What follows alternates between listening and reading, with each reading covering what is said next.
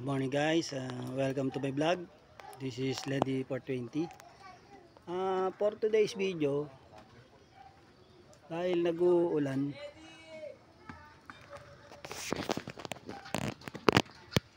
ayun, may nagagangasahin doon sa kanto. Ayun, shout out Domain. Dahil nag-uulan, bumili tayo ng mga buto-buto ng baboy, no? Mata, buntot, then mga buto. Titinola natin siya sa ampalaya guys. Kukuha tayo dun sa loob. Hindi pa naman pwede sa ulan tong phone ko. Try natin, sayang yung vlog. Kukuha tayo ng ampalaya kahit mangilan-ngilan lang.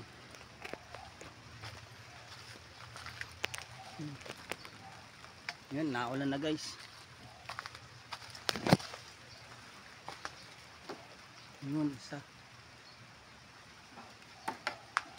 Nakakita agad ako ng isa guys. At sa pako lady, mga pako.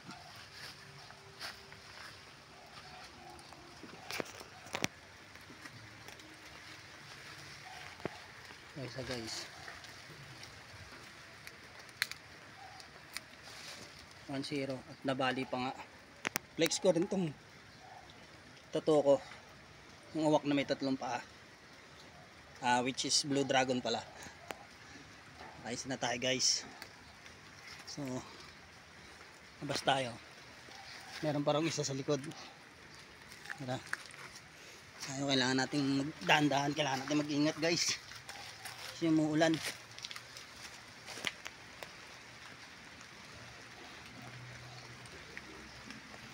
Yun, pa isa. Ito. Yun. 2-0. Oh, ayan na. Pagkagat na ng langgam. Sobrang ingat.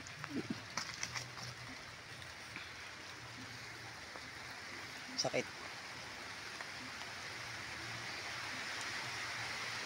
At lumakas pa nga. Isa na lang guys. Lang, kaya kamot ko pa eh. Daming langgam eh. Yun oh. Gay.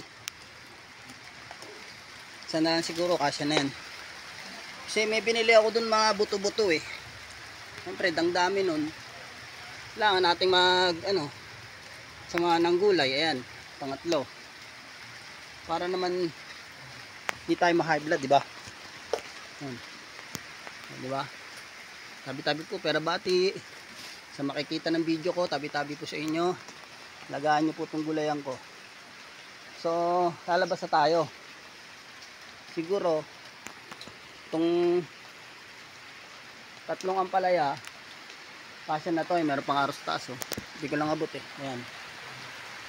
Kasya na to rin sa hati natin karne. Kasi yung iba, isisigang natin bukas. So, lumalakas yung ulan guys. Lalabas na tayo. Yan, lakas na ng ulan. Bo! Yan.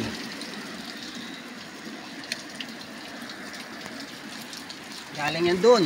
Yan, dyan sa gubat. Galing yan dyan. Yan. Yan, flex ko rin yan si yung bagong bili nating katulong sa hanap buhay na si Road Sector 2. Kasi ayun si Road Sector 1, yung kulay blue. Yung kariton sa gilid. Ito si Road Sector 1, ito si Road Sector 2.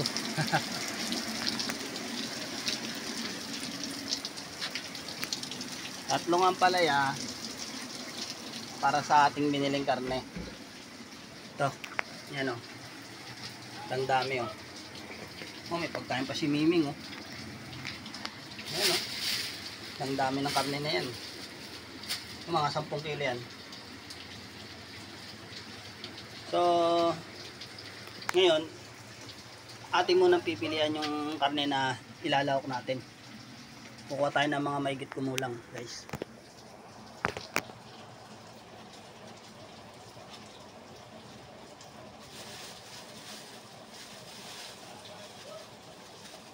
Pero pwede ko na itong butasin.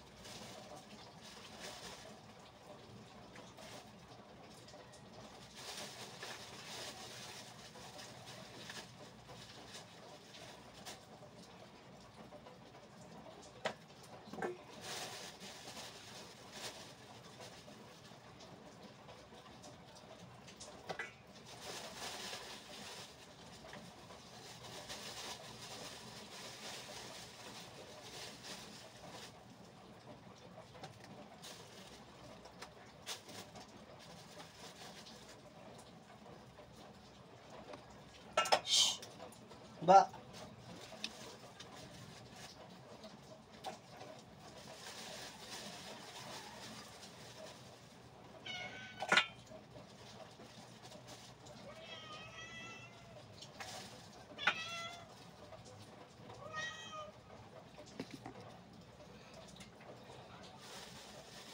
Shh, baba.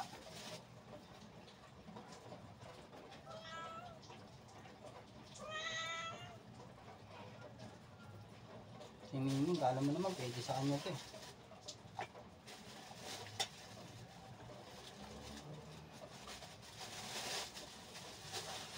Wala tayong mga buntot guys.